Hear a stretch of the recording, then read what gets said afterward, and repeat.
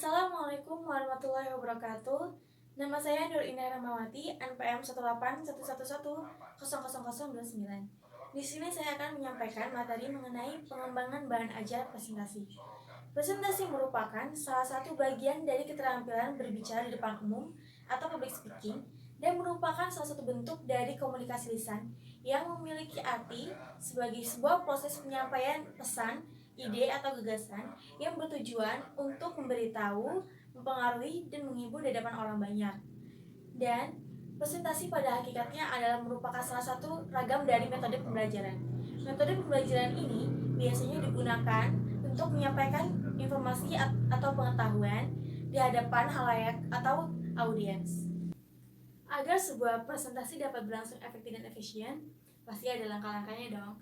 Berikut langkah-langkah yang dapat diterapkan untuk merancang sebuah presentasi agar dapat efektif dan efisien. Yaitu yang pertama, kita harus mengenal karakteristik dari peserta yang akan mengikuti presentasi tersebut.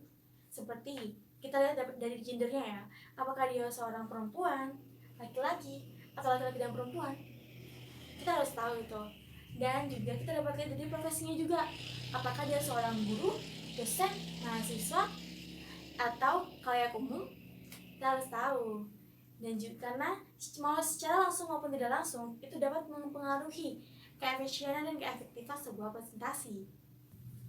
Yang kedua, kita harus menentukan tujuan dari presentasi yang akan kita lakukan. Jadi setelah kita mengetahui karakteristik dari calon peserta yang akan mengikuti presentasi yang akan kita lakukan, langkah selanjutnya adalah kita harus menentukan tujuan presentasi. Jadi pada dasarnya, tujuan presentasi itu diklasifikasikan menjadi 3, yaitu yang pertama, itu penyebaran informasi dan pengetahuan. Yang kedua, melakukan persuasi dan mengajak peserta presentasi tersebut untuk melakukan suatu praktik kegiatan yang bersifat inovatif. Yang ketiga, yaitu kita bertujuan untuk menghibur peserta dalam presentasi tersebut. Yang ketiga, yaitu menentukan media dan bahan ajar yang sesuai dengan presentasi yang akan kita lakukan, dan itu digunakan untuk mendukung aktivitas presentasi. Jadi salah satu contohnya itu yang pertama itu media gambar. Media gambar itu seperti ini. Ini contoh media gambar ya. Wah, ini bukan sebenarnya ini tidak mendukung dalam presentasi saya, tapi ya ini contoh gambar. Lalu yang kedua itu ada realita atau benda. Ini contoh bendanya. Lalu yang ketiga itu ada dari audio, media audio. Ya, sinyalnya. Minum di bekas bibirmu, bila malam nabi kan bermanja mencubit hidungnya. Lalu ini audio visual. Dengan tresna cintamu dengan nabi, dengan baginda kau kan ramai lari-lari. Nah, tuh. Lalu setelah itu ada komputer atau aplikasi multimedia. Jadi aplikasi multimedia yang sering digunakan dalam sebuah presentasi itu biasanya menggunakan PowerPoint. Dalam PowerPoint itu bisa dimasukkan gambar, audio, video, dan lain-lain. Jadi aplikasi PowerPoint itu sangat efektif dan efisien untuk digunakan dalam sebuah presentasi. Yang keempat adalah pelaksanaan presentasi. Jadi setelah kita merancang 3 langkah sebelumnya, yaitu mengenal karakteristik, menentukan tujuan, menentukan media dan bahan ajar yang akan kita gunakan, lalu selanjutnya ke pelaksanaannya. Pada dasarnya pelaksanaan aktivitas presentasi itu ada 3 tahap, yaitu yang pertama tahap pembuka.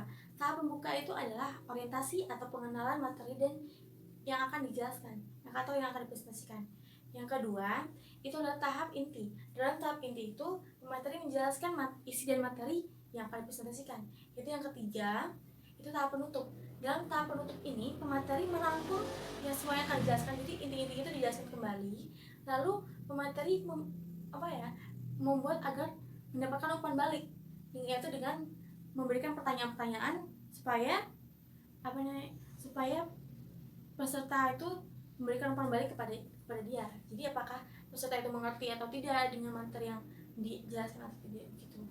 Lalu tahap selanjutnya adalah yang kelima, itu adalah melibatkan peserta dalam presentasi.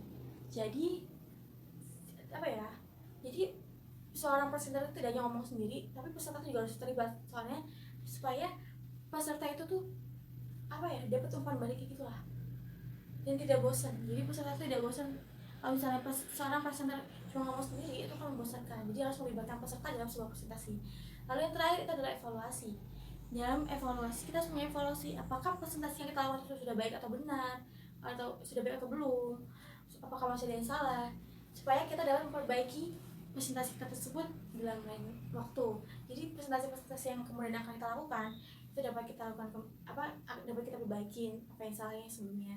Kita dapat membuat presentasi yang lebih baik lagi, semakin hari semakin baik.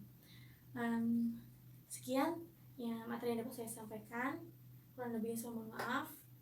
Ya akhiri, wabillahi taufiq wal hidayah. Wassalamualaikum warahmatullahi wabarakatuh.